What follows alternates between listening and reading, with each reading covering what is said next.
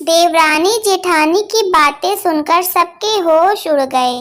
दीपा और नीता दोनों जेठानी देवरानी।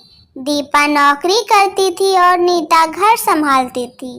भरा पूरा परिवार था, सास ससुर दोनों के 2 बच्चे, कुल 10 लोगों का परिवार। कई सालों बाद दोनों की बुआ सास कुछ दिन अपने भाई के पास रहने आई। सुबह उठते ही बुआ जी ने देखा दीपा जल्दी जल्दी अपने काम निपटा रही थी। नीता ने सबका नाश्ता टिफिन बनाया जिसे दीपा ने सबको परोसा, टिफिन पैक किया और चली गई ऑफिस। नीता ने फिर दोपहर का खाना बनाया और बैठ गई थोड़ा सास और बुआ सास के पास। बुआ जी से रहा नहीं गया, बोली, छोटी बहू तेरी जेठानी तो अच्छा हुक्म चलाती है तुझ पर। सुबह से देख रही हूँ रसोई घर में तू लगी है और वो महारानी दिखावा करने के लिए सबको नाश्ता परोस रही थी जैसे उसी ने बनाया हो। नीता और सास ने एक दूसरे को देखा। नीता बोली, नहीं ऐसी कोई बात नहीं है बुआ जी।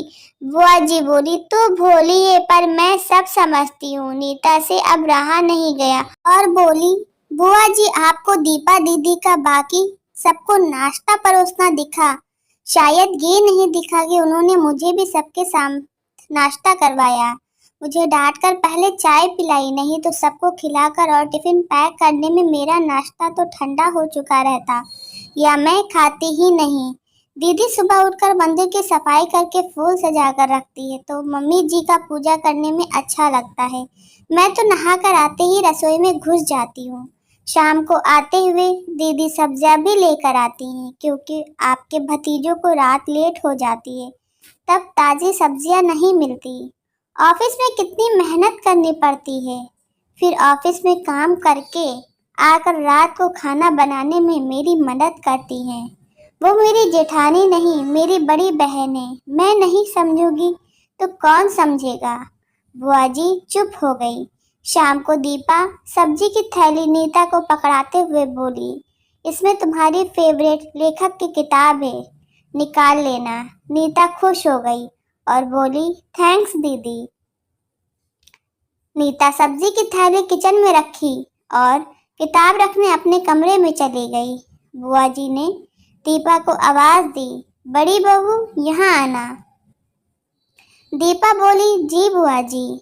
बुआ जी बोली, तुम इतनी मेहनत करके पैसा कमाती हो और फालतू किताबों में पैसे व्यर्थ करती हो, वो भी अपनी देवरानी के लिए।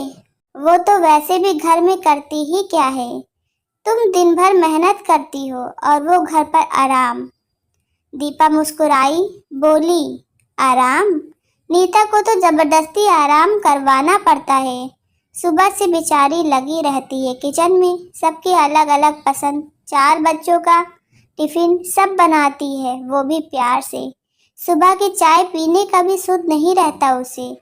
दोपहर को जब बच्चे आते हैं फिर उनका खाना, उनकी पढ़ाई सब वही देखती है। वो है इसलिए मुझे ऑफिस में बच्चों की चिंता नहीं रहती। मैं अपना पूरा ध्यान ऑफिस में लगा पाती हूँ। कुछ दिन पहले ही प्रमोशन मिला है। मम्मी पापा की दवाई कब खत्म हुई, कब लानी है, उसे पता होता है। रिश्तेदारों के यहाँ कब फंक्शन है, क्या देना है, सब ध्यान रहता है उसे।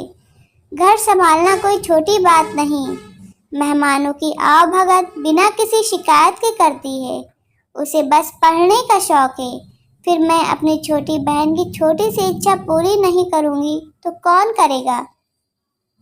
बुआ जी की बोलती फिर बंद हो गई। दीपा वहाँ से उठकर चली गई। ये सारी बात सास पूजा करते हुए सुन रही थी। बुआ जी के पास आकर बोली, जीजी ये दोनों देवरानी जेठानी सगी बहन जैसी हैं और एक दूसरे का अधूरापन पूरा करती हैं। मेरे घर की मजबूत नींव हैं ये दोनों, जिसे हिलाना नामुमकिन है। ऐसी बातें तो कई लोगों ने दोनों को पढ़ाना चाहिए, पर मजाल दोनों ने सामने वाले की बोलती बंद ना की हो। और सास मुस्कुरा दी। बुआ जी की बोलती अब पूरी तरह बंद है।